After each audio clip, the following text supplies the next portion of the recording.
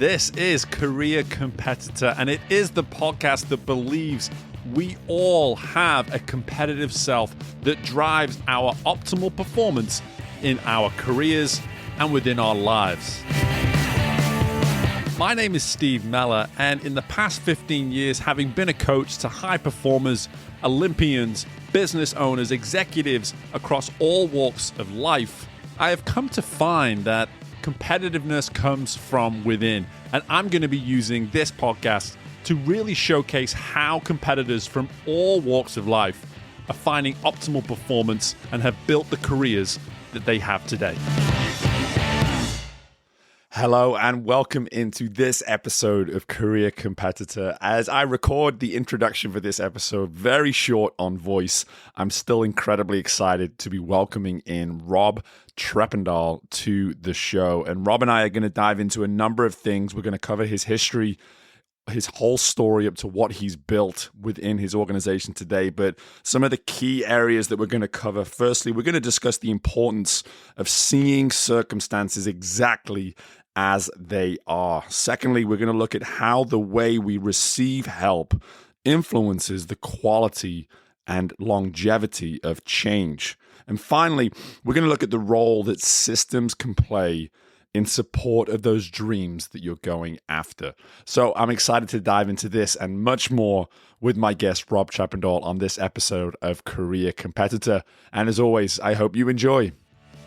Hey, before we carry on with this episode, let me bring your attention to a link that you'll find right there in the show notes so that you can subscribe to my monthly email. It's just going to give you some awesome insights on who it is I am, what it is I've got going on, and maybe there'll be one or two food for thoughts in there that can stimulate your process, get you to get a little unstuck, get you to take a little bit more action, and maybe get you a little closer to optimal performance as you start to shape a stronger version of your optimal self. Go ahead, click that link in the show notes so you can become part of the ever-growing email list that's receiving this awesome insight each and every month, courtesy of me and courtesy of Career Competitor. Now, back to the episode. Okay, our career competitor today has been an entrepreneur for over a decade, having established his own landscaping business back in 2012. And he and his team have been making neighbors jealous of the work they do ever since. But while on the surface, that might seem like a fairly straightforward tale of business ownership, our guest is here to shed light on the turbulence that can accompany entrepreneurship as he sets out now on a new venture of becoming a coach, specifically to business owners that have lost their way and need to reemerge from where they are in order to build a business and life where they can thrive.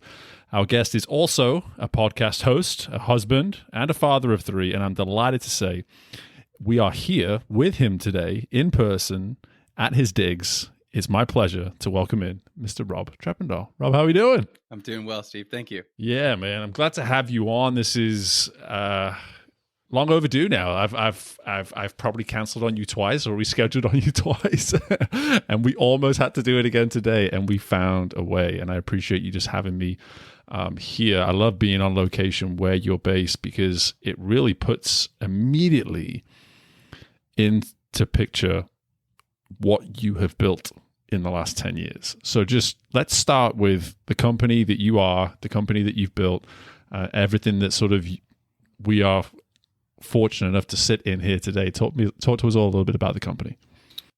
So currently, we've got about 18, 19 employees, kind of varies a little bit. We've got 6 that are in what I call my leadership team. Mm-hmm. So that's 3 full-time in the office, 3 that kind of bounce between the office and the field doing estimating, customer service, things like that. And then 11 or 12 guys in the field. And we've got about 2,000 residential clients in the Baton Rouge area that we take care of. A big thing that we do is we take care of lawns. We make them beautiful. Our tagline's green grass, dead weeds, jealous neighbors. So we're pretty good at that. But we do a handful of other residential services.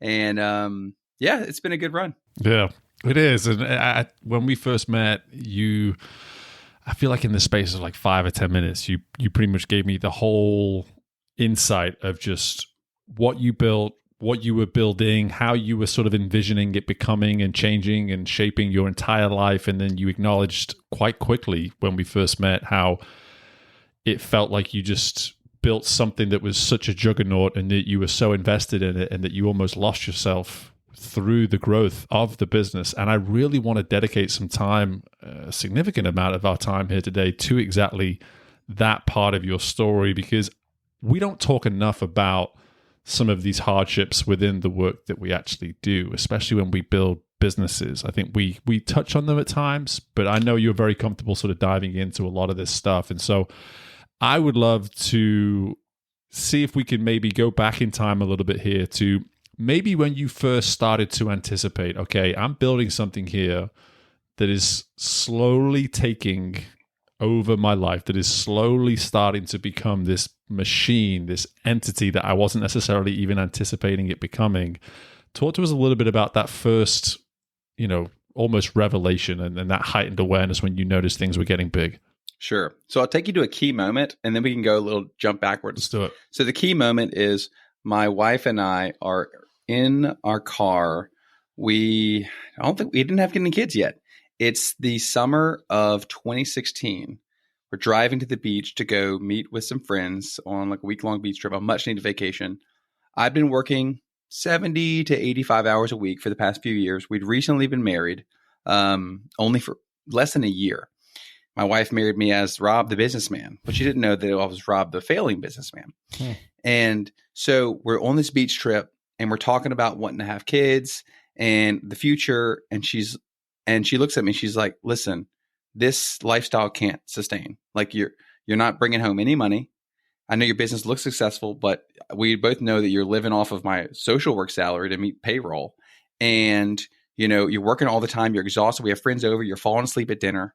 Like this has to change. And I just, for a year or so, I've been like, we're so close. We're one project away. And she's like, honey, like it's not happening.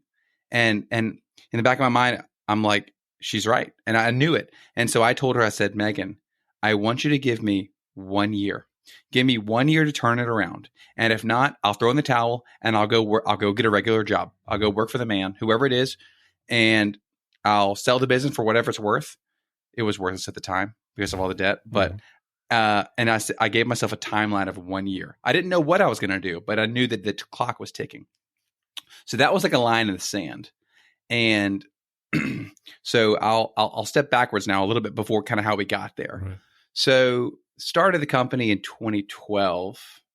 I finished, some friends and I did a paddling trip on the Mississippi River in 2011. We paddled the whole river and as a fundraiser for some charities. And then after that, I was kind of like, I didn't really want a traditional job because I was kind of like living the river rat life and we were going to make a documentary and just kind of live this alternative lifestyle. Well, the bills started piling up and then life happened. I'm 23 years old, but my dad's like, Rob, what's your plan? Are you really going to travel the country with a documentary you haven't even made yet?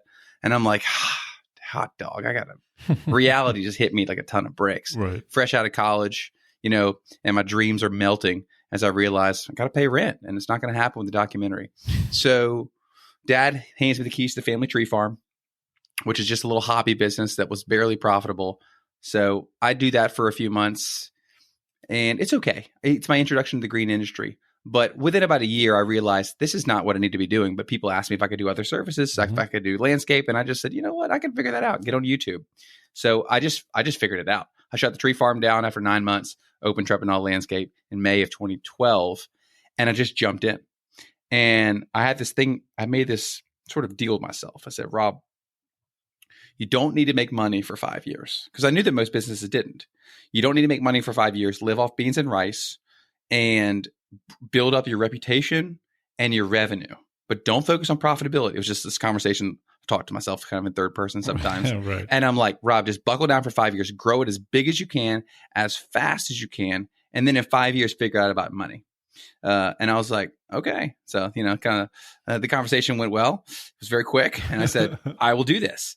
And no idea what I'm doing. But I knew that I wanted to grow my own business. And I always had wanted to do that. My dad's an entrepreneur, my mom, now both my sisters. And so it's in the blood. So I gave it a go. In these first few years, we grew pretty quickly. Yeah. What I set out to do did happen pretty quickly. had a pretty good network of friends and family from, private school or whatever connections we had. I leveraged all those, went down to literally the phone directory from school and church, and it worked. No profit, but lots of revenue. We're growing. I don't know how to manage. I don't know how to hire. I don't know how to fire. Right. I don't know how to market, but I know how to make a yard look good. And I just make a lot of mistakes and learn as I go. Right. So we get to that point in 2016, building up to it. Revenue gets up to $1.5 million after just 3-4 years. And I'm thinking I'm the king of the world. But the truth is, too much money is going out the window. I'm overpaying people. I don't know what I'm doing. And I thought to myself, if we just get to $1 million, if we get to $1 million, we'll be good. Well, I got to $1 million and I was in more trouble than before. And I'm working harder, working longer, and it's just nothing's working out. And here's the real challenge is the shame that came with that. Because all my friends think, oh, Rob's killing it.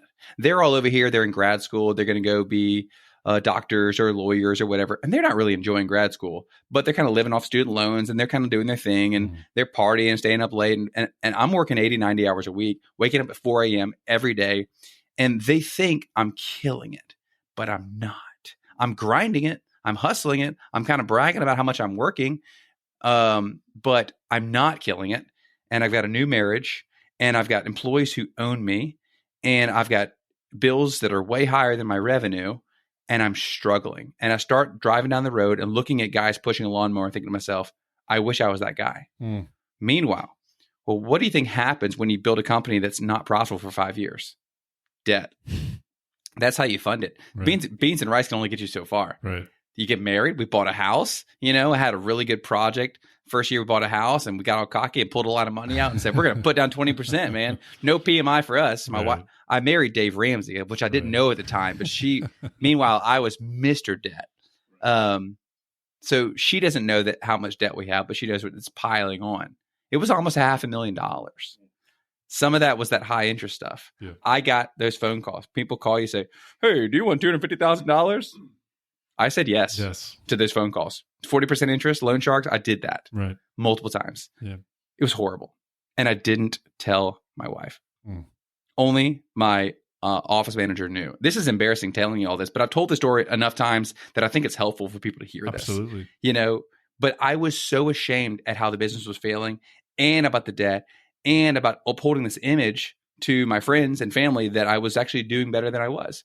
And that was crippling, very isolating, very. I can't believe that I kept my wife so out of the loop, but I think I was a newly married man and I just thought I didn't want to burden her. Right. You would be provider. Yeah. The failures of the business, even though she clearly knew that we weren't making much money. Right.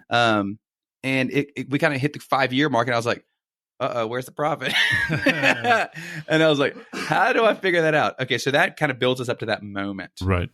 And, so the clock starts ticking. Yeah, that is some great insight, and there is so many different directions I want to go now.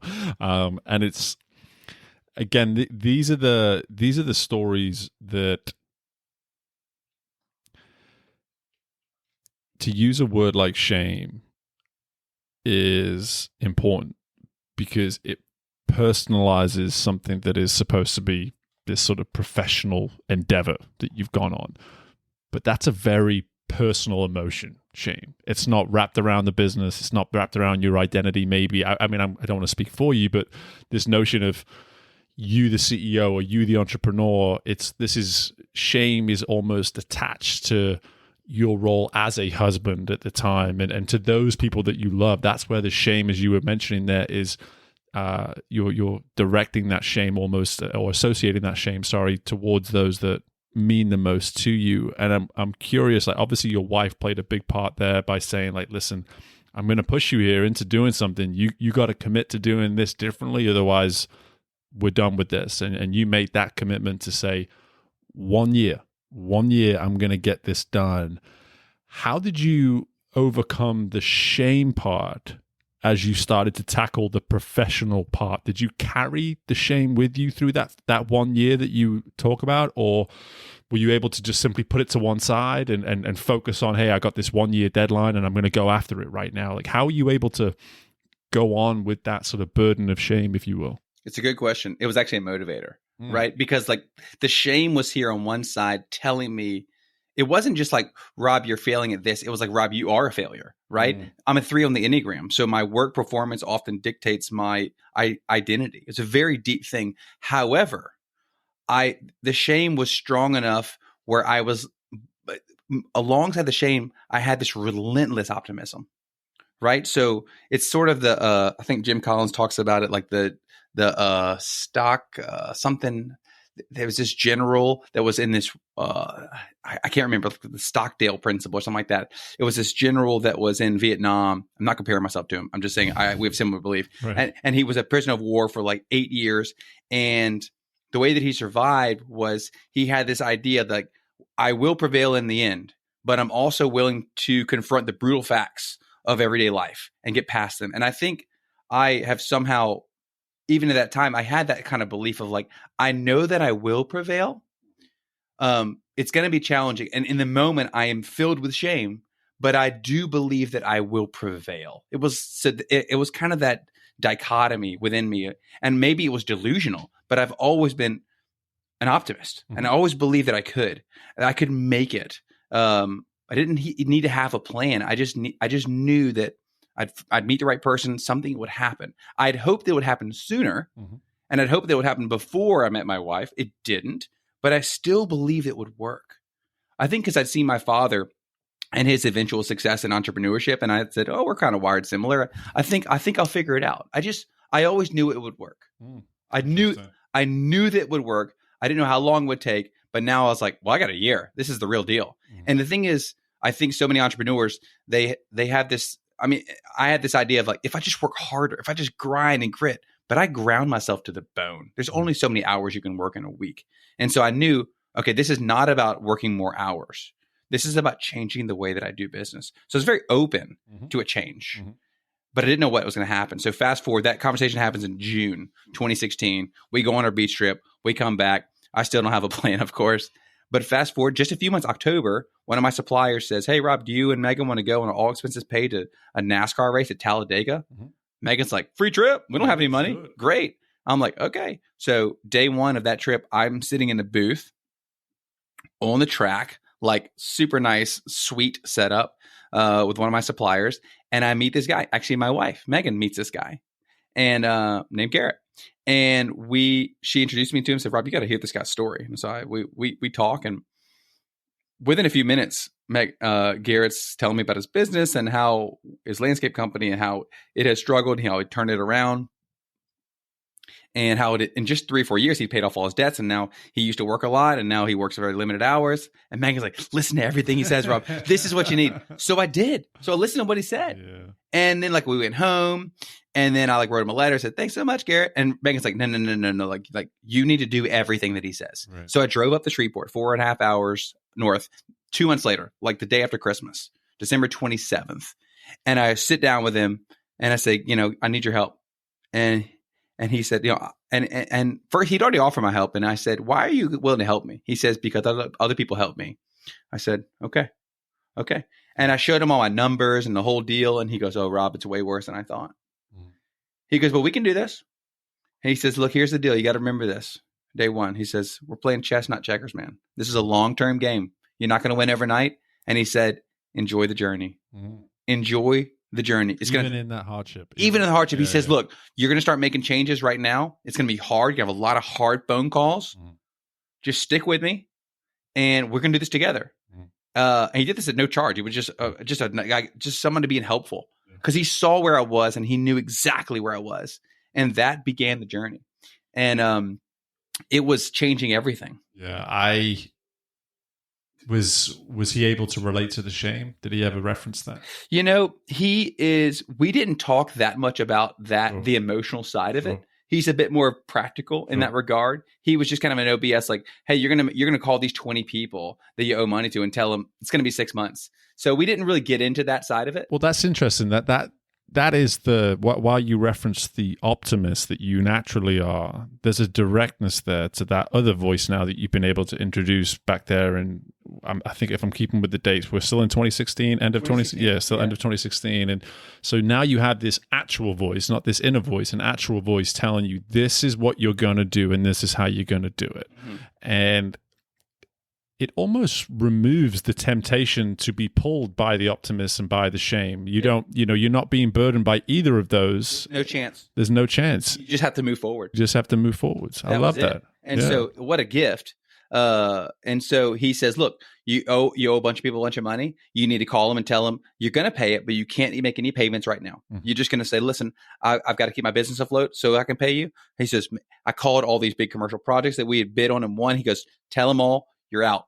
You got to focus on residential. You got to focus on high margins. Dude, you got to change your whole model. You're going to have to, that guy who's running your business, nope, you got to fire him. You got to sell off all your stupid fancy trucks, all your fancy stuff, all the stuff that you're paying expensive notes on, sell it all. I was like, he goes, bro, it's going to be a lot of hard calls. Mm-hmm. I was like, he's like, are you willing to do it? I was like, I don't have any other choice.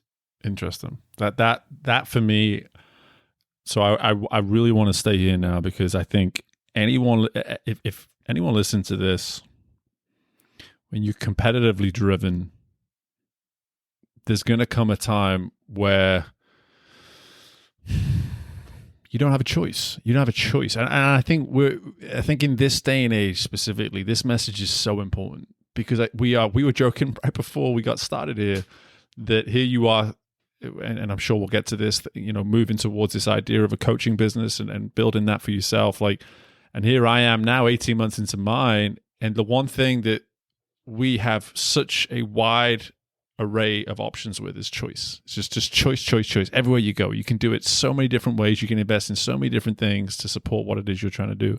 And in this moment, you were told, I have no choice. This is the only way to do this, to get out of the situation that I'm in. And again, I want to emphasize that now to anyone listening, that there is going to be times, whether you're talking about a career or the building of a business, to just simply pause and say, enough with the choices and enough with me trying to sort of sugarcoat how I can do this and how I go up.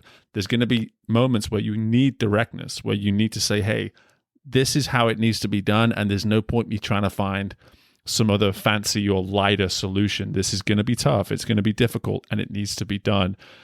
How quickly... It's kind of a loaded question, I guess, because I'm assuming that you did get used to this, but how quickly were you able to get used to those difficult calls and all the adversities I have to assume that maybe came with that turbulent time? Or did you ever get used to it? They became less uncomfortable as I made 30. The first two. Now I'll say the shame's carried into that, right? So I'm calling someone that I owe $50,000 to or $30,000 or whatever. I'm saying, sure, listen, I know we have a good relationship. I know that I paid everything on time. I need you just to give me a little grace here and trust that this is the best plan. And that if you don't let me do this, I'm probably never going to pay you back. And just being super direct and honest, be like, listen, my business is struggling. I'm just going to tell you, I promise I'm good for it. Just give me a little time and I'll pay it all back in full and interest and everything. And so it was so many honest conversations. And I'll say, let me fast forward back to the time between meeting Garrett and me going up there in Shreveport was 2 months. And I was like, I can figure this out. And Megan's like, no, you've tried to figure this out for 4 years. You're not going to figure this out. You're not one project away. You have to change everything. And you need to listen to somebody who's willing to help you, who's been in your exact shoes, who is telling you what you need to do. You have to listen. And I didn't want to do it because I was like, I wasn't like, oh, get out of jail free card. I was like, I had this, this pride as a man of like, no. I'm so close. And I see this with entrepreneurs all the time, right? They're like, they refuse to confront the brutal facts of where they're struggling. And they try to just like muscle through it. Mm-hmm. It's like tennis. Like you can't muscle through tennis. Mm-hmm. It's finesse. Right. You've got to give in to the form. And so Megan was like, go and see Garrett. And I was like, it was like there's something inside of me had to die, where I was like, okay, I have fully given up on my way of doing things and I must surrender. It was a surrendering is really a good term. Yeah. And so by the time I got to Shreveport, I was like, just like, I'm ready to hit a reset button. And everything he said, I was like, yes. Cause I'd had that internal dialogue for a month of like, okay, I'm ready to reset. And I cannot go home to my wife who I'm hoping to have our first child with within a year. I can't go home to her and tell her that I'm going to muscle through it. I have to go home and tell her he gave me a plan. I'm going to follow it. And so I did, and I'm so glad that I did. So I made all these hard phone calls and I started implementing the changes. I mean, it was multiple hundreds of thousands of jobs at big apartment complex and I'd been bidding the jobs for 6 months and they were about to start within a few weeks. And I called up the contractors. I'm like, I know I won the bid. I know I'm vetted and everything. I'm like that, but like, you're going to need to find somebody else. And they're like, why? I'm like, I'm changing my business model, man. I have to switch to, I got to take care of my family. And every single one of them was like, good luck. I appreciate the honesty and I wish you all the best. Every single person I made a hard phone call because I was super honest with them. Mm-hmm. And they all met me in that place. Honesty. I love it. I mean, golly, it's just, it should be that simple. It should be. It should be that simple. And in you're telling us in your story and on your journey, it was that simple. There was, I don't want to say it was just completely simple, but the simplicity of the communication and what honesty was able to do for you in that time. But something I don't want to brush over is that ability to get help. Is that it's one thing to need help, and this is one of those things that no matter where you are, we all need help in some way, shape, or form. Some of us admit that we need to get help, but then the final step is the receiving of the help, and you willingly received the help, and this. That is an element of growth. I have to assume that from that moment on, were you a changed business owner or were you a changed man? Like, did it go one step further in terms of like that moment for you to not only have someone in your corner like your wife and just saying, get the help, you need the help, but then for you to actually sit there, take a breath and be like, I have to just keep saying yes to everything this guy's telling me to do because I have to just receive this help. Like, did that shape you simply as a business owner, or did it even go one step further and shape you as a man too? It's a good question. I think that teachability, that willingness to be taught is a trait that I've kind of grown up with and learned. And so it wasn't something that I learned in that moment, but it was something that was validated in that moment. Right. So I've tried to always be open, and it takes a certain amount of humility to, remind yourself that you need help. And then of course there's this saying I need help, and then there's a willingness to receive it. And I've watched other people in my life who I believe to be successful, and it seems like the key to their success is their willingness to learn and grow and listen to feedback. A lot of this comes straight out of Proverbs, right? Like a wise man doesn't rebuke counsel. It's just like, okay. And so now you have to duel that, because there's the pride on one side that says, I have it figured out. And then there's the willingness to hear it. And so there's that internal dialogue is always battling. It's just a matter of which voice I listen to. But in that experience, it definitely validated the importance of being teachable, being coachable. And I think it was a springboard for that quality in me to rise and to occur more often. And also that experience with turning the business around through listening to somebody else gave me, pretty quickly the freedom to be able to tell this story, because I didn't have to say, and I turned it all around. I gritted through it. No, I had to I had to admit to anybody who I told the story that, like, as I'm doing now, like, this wasn't something that I welled up or came up with. I totally gave in and died. Yeah. And I let someone else guide me.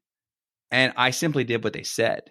Now, this process was simple, but it wasn't easy, right? Mm-hmm. So very simple concept of getting out of the big commercial project, simplifying, focusing on higher margin residential services, telling all your debtors you're not going to pay them. That's a simple thing. You could write that in 4 bullet points. But the execution, painful, but like I said, no other choice. And within 6 months of making those changes, the business began to change. I could feel it. It wasn't the first week or 2 or 3, but it began to change. First of all, I didn't have to make all the debt payments for a little while. So that kind of freed up some cash flow. Right. I started marketing on Facebook and various platforms and dialing in other services and looking at my numbers. And that year, the end of 2017, we turned a profit for the first time ever. It was 5 years. It was funny, like started 2012. So I guess it was around the 5-year mark. And also 2017, we had our first child. Right.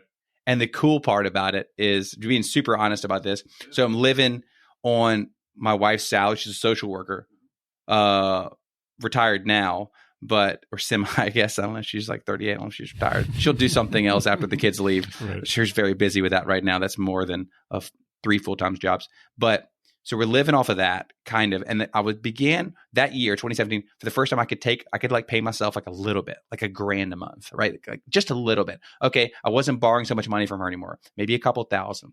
And, we didn't need a lot to live on. We had bought a house the year before when I was feeling all cocky. And we had a decent mortgage, but the rates were good and no more.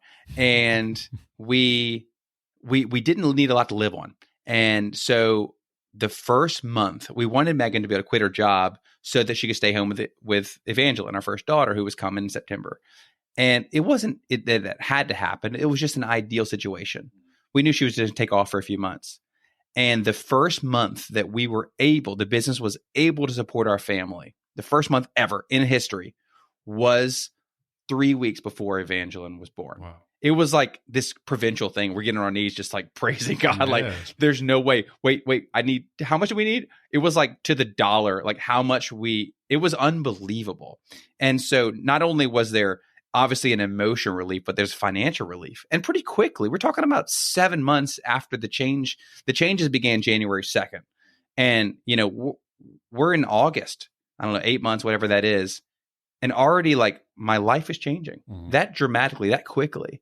And so obviously when you've experienced like that turn of events, you think, well, let's keep doing that. Absolutely. And so, now it's 2023. It's been 6 years since that turnaround really became visceral, and I've stayed the course. Right.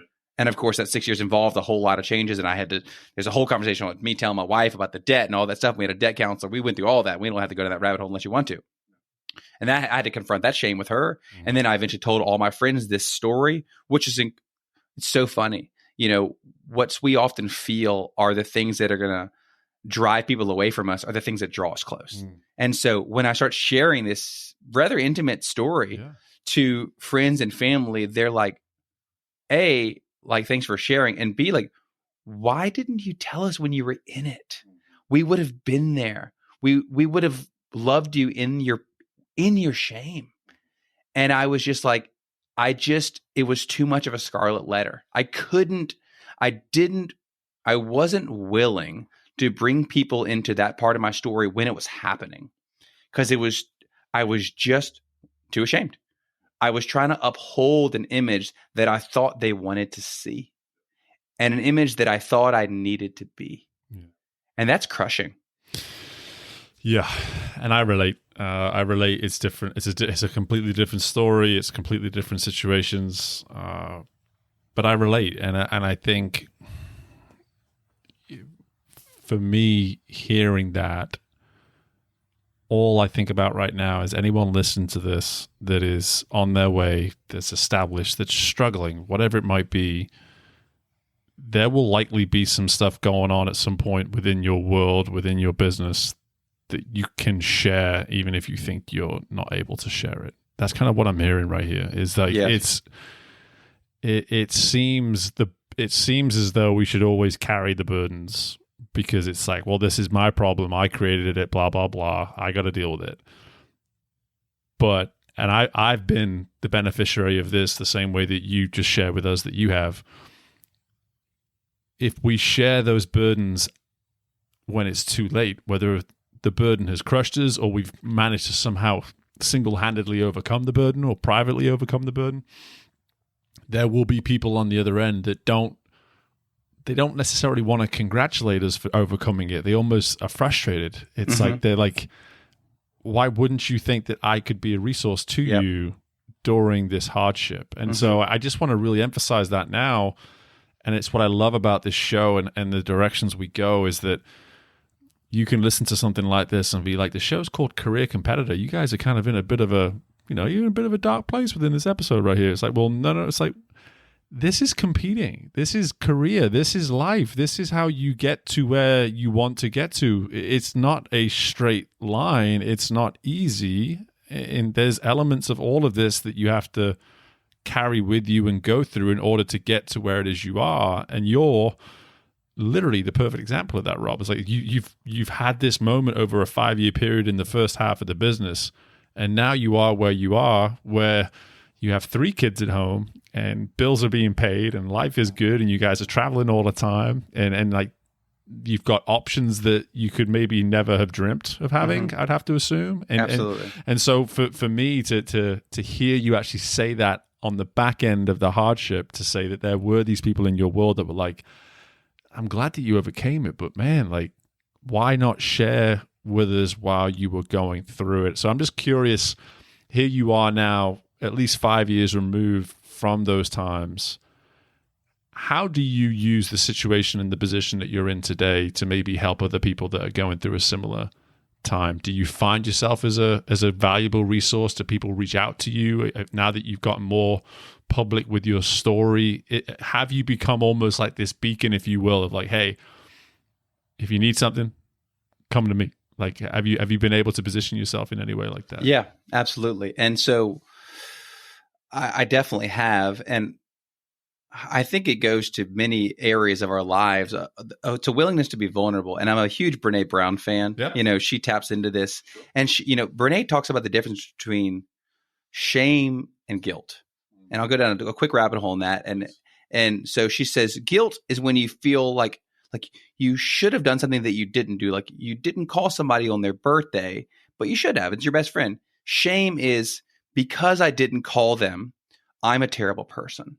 It's a big difference between that. And so what I've learned in my life is that really to separate, my learning to separate consciously my performance from my identity. And I try to help others find that. And so whatever areas that people in my circle of influence are in, or people who are kind of outside of it and they're on the edge of the circle, and I try to encourage them to tell your story where you are, to be super honest, because truth be told, you can invite people into your story in that moment, and if they can't help you get out of it, at least they can get in the pit with you. And it's funny, my friends, a lot of my close friends who didn't know what was going on, they actually were kind of alienated by my perceived success, right? They thought I had my act together so much, they almost like couldn't connect with me. Sure. Whereas if I'd been like, bro, I'm super struggling, like our friendship could have been much richer, and we could have gone to the depths of what real relationship is about. And so, but it's hard to do because especially men are often unwilling to admit when they're in it. Mm-hmm. It's easier to admit when you used to be in it, but when you're in it, the ability to call your close friend or your wife or whoever and say, I'm in a dark place right now and I don't know what to do, but I just want to invite you into my story right now. That is something that men in the West are not good at. No. But this is my point I was making earlier too, is that the ability to do that is actually a competitive advantage, because because that actually puts you in the minority. Yes. To your point, it puts you in the minority. Yeah, it's a skill. It's honestly a skill to develop. And if you can begin to foster that skill, the level of personal and professional growth that you can tap into is unparalleled, because you'll be a magnet for people who are able to and willing to and want to help you. Mm-hmm. And so, talk to us about how you've become that. I mean, surely you've become somewhat of a magnet to others now within your world. Yeah, I think because I embrace the story so much, I think it's disarming. Yeah. Right. And so I never want to project myself as Rob, the businessman who has it all together. I want to be Rob, the human who has his sort of hero story, which involved going out and fighting all the dragons and then coming back and being the guy who has slayed some dragons, but is still fighting them and who wants to help you with your dragon. I know this is kind of a funny analogy, but I try to be approachable and I try to encourage others to speak when they're suffering, and also to still go for their dreams, right? Because like I had this vision when I first started the business of like, I want to build this company. I want to build it. Why everybody wants to build a business, right? They want freedom. They want to be able to work when they want to work and do what they want to do. And I wasn't super financially motivated, but I knew I didn't want to be in a 9 to 5 and, have 10 days of vacation for the rest of my life. That wasn't me. And so I had this dream. And then 4 years in, I'm like, this is the opposite of my dream. Mm-hmm. But I was like, but I know I can make it. And so I do want to encourage aspiring or struggling entrepreneurs, like you can make it, but you have to persevere and you have to be willing to share your story. You have to be willing to reach out for help. You have to be willing to bring on a mentor, bring on someone, whether it's a friend or a coach or something, because so many people are willing to help. A lot of them will do it for free. Mm-hmm. It might be your uncle who, that rich uncle who like lives in Cincinnati. Like, let me call Uncle Bill and tell him what's going on. Like, Uncle Bill would probably love to walk with you through your entrepreneurial journey. Mm-hmm. Business owners who have been quote unquote successful, who have made it through the miry pit and there's nothing that brings them more joy than walking alongside other business owners so they can help them in whatever capacity. And so I want to encourage you, say something, speak up, because you really don't have another option. You really don't. And I think that is the you used that word before that it's escaping me now, but that ability to just let go. You sort of admitted that before. Surrender, that's it. And you surrendered. And just 18 months into the business that I'm building, I have sat down with guys in their 30s, their 40s, their 50s, their 60s, and their 70s, clients of all those age demographics that in some way, shape, or another have looked in the mirror and surrendered to the situation that they're in, and they've decided that they need some help. And it's not always specific to the business. It's not like they're looking at their business and saying, oh, my business is failing. No, a lot of the time it's them saying, hey, business is thriving, but I'm not, for whatever reason, I'm not thriving. I don't feel like I'm thriving when I should be thriving. And so for me, I think that ability just for us all to stop and look in the mirror at times and say, is there any part of my life right now where I need to surrender what I think I'm in control of when I'm actually not necessarily in control, and that I do need that help and I do need to start leaning on some other form of resource, whether that be a free resource, something that you're willing to invest in. But man, I love all of this, and I'm really hopeful that people that are listening are able to see themselves in your story, at least at some part, in some chapter, in one of those references that you were able to provide. Because now what I want to do is just talk a little bit about the future, just where you're trying to go now, as I alluded to in your introduction, and you've spoken with me about this in terms of some of these intentions you now have to. Well, I want you to speak in your own words. Like, what is it? What's the next chapter looking like? What's on the horizon for you? So the next chapter is the most exciting chapter.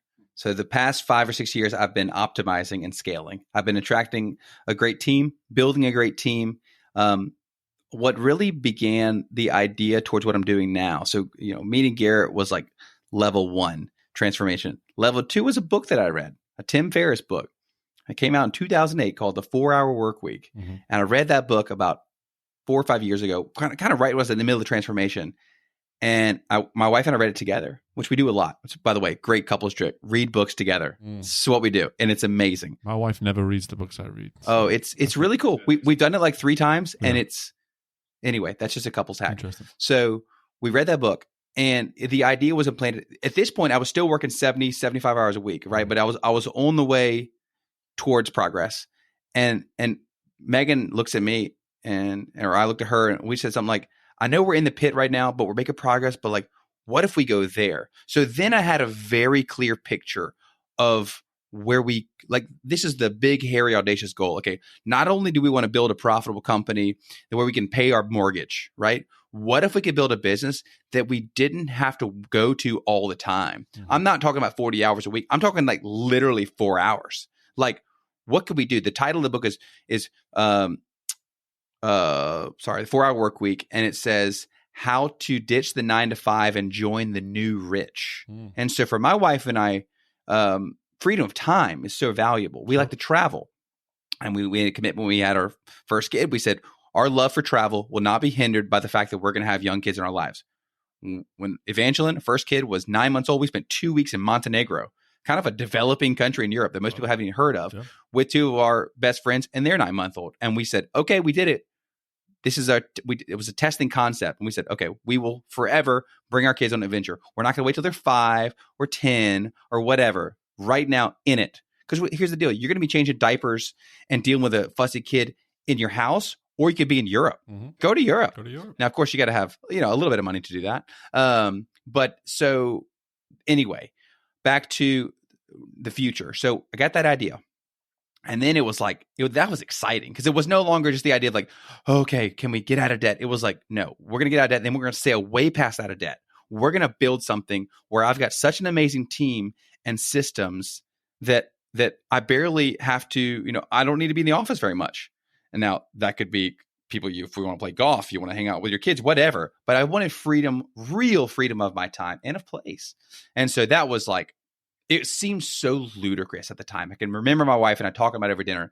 So much of this podcast is about conversations with my wife and I, because this is where business happens, right? You're sitting at home at the dinner table and you're talking about what you want your life to look like. But I think and it's an important point to make here, is it's okay for it to happen like that when it's about how it's serving you and the family. Because that's the underlying theme with all these conversations. You're not going home and saying like, hey, it's time to sit down and go over the numbers for the business just because I want to go over the numbers for the business. There's always that underlying tone of just like, this is actually helping us get clearer on optimizing our relationship, optimizing how we travel. It always comes back to the benefit for the family. 100%. And for my wife, she was never about growing the business. She was like, Rob, I don't care how much we make.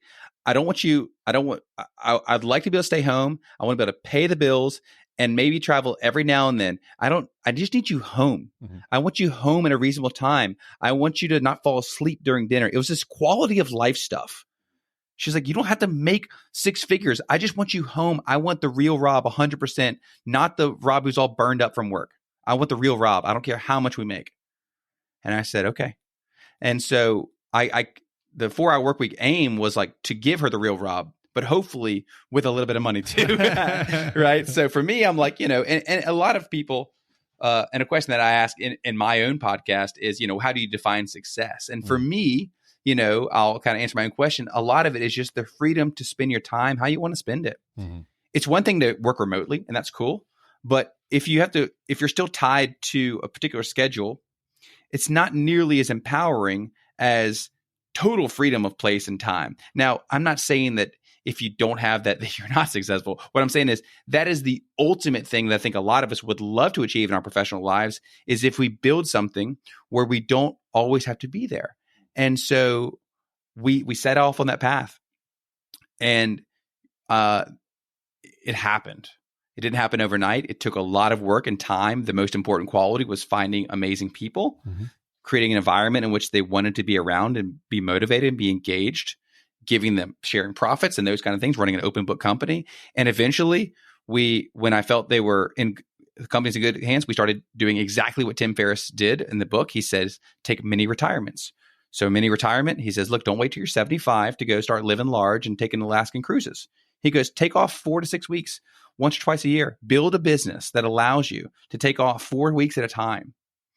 And then, and that's the beginning of the process. That's beginning to live in the way of the new rich. Not about money. It's about freedom of time. And so we said, okay, we'll try that. So our first time we went to Hawaii. It was February 2021. It was the height of whale season. We saw so many whales. We got to swim with manta rays. One touched my chest. It was amazing. Her name was Amanda. I didn't name her. And it was like amazing. We brought our 2 young kids to Hawaii for a month. And it wasn't like an extravagant trip. We stayed in like a janky Airbnb. And we brought my mother-in-law to help with the kids. And like 3 days a week, I worked on a different project. I was actually writing a book. And then, 1 day a week or half a day a week, I chimed into the company meeting. And it was like gone for a month, came back. They fired a couple people, hired a couple, gave somebody a raise. Everything was good. I was like, holy crap, we can do it. And then the next year we did it again. We went to California. Once again, not a glamorous, glitzy trip. We're not going and like staying at the Ritz-Carlton, man. We're getting like janky stuff, like a minivan with a bunch of scratches and stuff. But we're living our life just like we would live here. We're buying groceries. We're going to the beach. We're doing our exact life here, but in a way cooler place. And the company thrived. And so after we did that twice, we were like, well, hell, we could we could just move. And it was testing the concept. And so my wife's been wanting to try somewhere else for a while. And I said, look, California's too expensive. But it was a great model for daily life because there was like a lot of adventure and just fun discovery, beautiful landscape.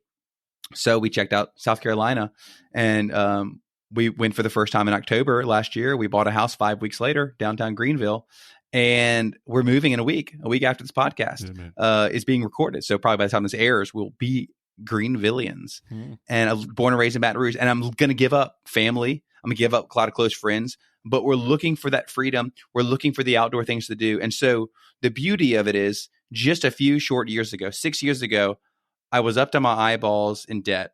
I was working 80 hours a week. Our marriage was almost on the rocks because I was never engaged and always exhausted. We didn't know if we'd be able to have kids because we didn't know if we could afford them or have time. And fast forward 6 years later, we're leaving the state. And with our 3 beautiful kids, and the business is in great hands. And this is not at all a brag story. It's not like, look at Rob. It's like, no, look at what you can do when you're teachable and you're open and you're willing to invest in yourself and get help. Read a bunch of books, podcasts, listen to other people, invest in the right systems. And I think anybody could do this. I'm nothing special. I follow the advice of a lot of wise people. I did not follow my own advice. I followed my heart. I believed it could happen. Right. And I made 1,000. It wasn't one decision. It was 1,000 decisions, 100 daily decisions to forego short-term pleasure and short-term benefit for long-term stuff. Right. And we're not fancy people, but we do love to travel. Yeah. And so that may be a long answer to what we're doing. And so the future, Greenville, I'm hoping to get into executive coaching. I actually picked up my first client this week. There you go. And so what my dream and goal is for the future is to take the lessons I've learned, the valuable life lessons and business lessons after running a company for 11 years and going through a lot of failure and a little bit of success, and taking those lessons and helping other people who maybe are in that place. Maybe they're where I was a few years ago, and helping them to get a little further along. And a lot of it's just helping get that work-life balance back. So that's kind of my dream, and we're moving towards it. And you're sticking to it. I like it. And something you said earlier that really sums up so much of what you've said here today, and it's such a beautiful recipe for success, is you said, speak when you're suffering and go for your dreams. Speak when you're suffering and go for your dreams. Because when you actually look at that statement, to speak when you're suffering is to acknowledge you need help. It's to acknowledge that you need the right people around you. It's to acknowledge that you can't do it by yourself. These are all things that any business owner, or quite frankly, anyone who's trying to be competitive and or successful in life should be aware of. But then you're also saying, listen to your heart. Listen to the optimist. Like, pursue those visions and goals and dreams that you had when you were a kid or whatever it is.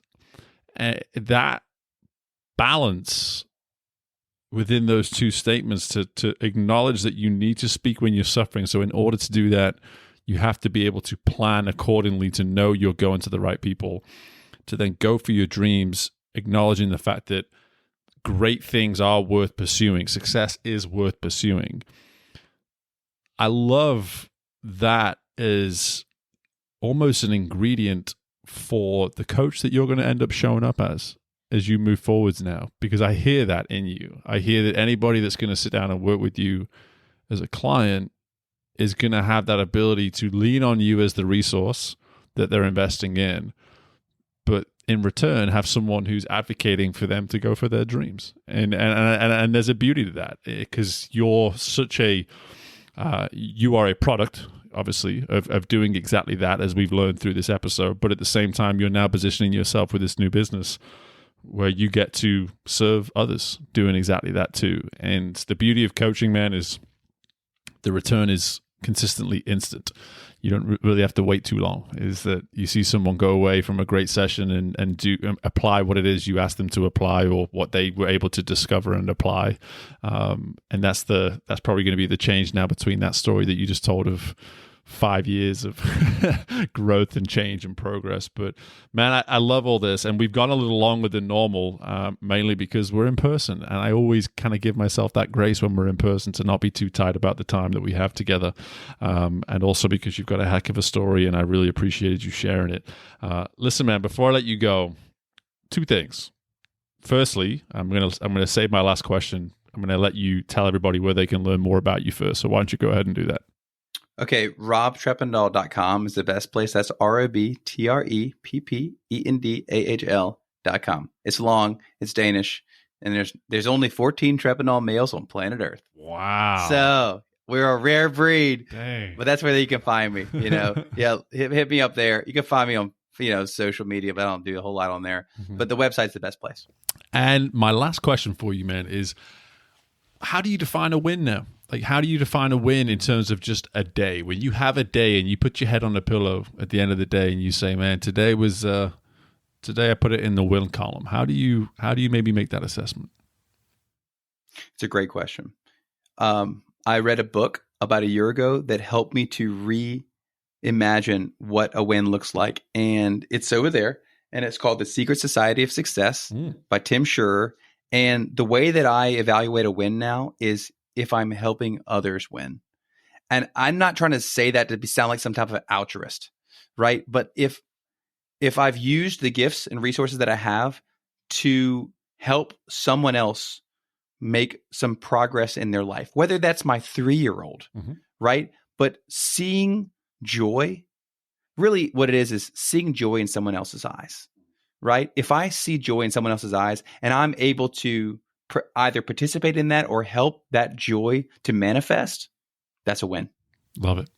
Well, we speak from the same gospel when it comes to that, man. We're both in that business, and I appreciate the time. I appreciate the hospitality of having me over at the Treppendahl landscape, and again, all the information about Rob, about the business, anything and everything you need to know is all going to be shared in the show notes. But for now, brother, I really just appreciate the time. I appreciate the candidness, and best of luck in South Carolina, brother. Thank you. It's been rich. Thanks again for listening to this episode of Career Competitor. And before you leave, be sure to take advantage of your free one-time discovery call with me to see how I can be of service to you as a coach, or potentially even your team. Depending on what it is you're looking for at this point within your career, I want to be able to serve you with 30 minutes of my time to see how I can be of use to you and help you on your path of continued growth towards your optimal self in order to find optimal performance. Be sure to reach out to me, steve@careercompetitor.com, or just head to the website, careercompetitor.com. I look forward to connecting with you soon, and bye for now.